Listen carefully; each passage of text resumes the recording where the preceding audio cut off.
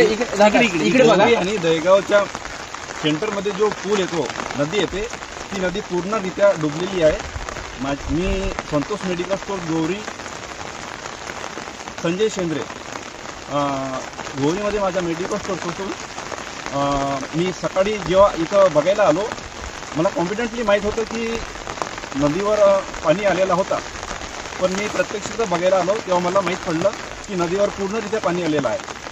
आणि ही जी नदी आहे ही दहेगाव आणि गोवरी या सेंटरमध्ये आहे, पूर्णरित्या ओसंडून वाहत आहे आणि शेतीमध्ये पूर्णरित्या पाणी आलेलं आहे।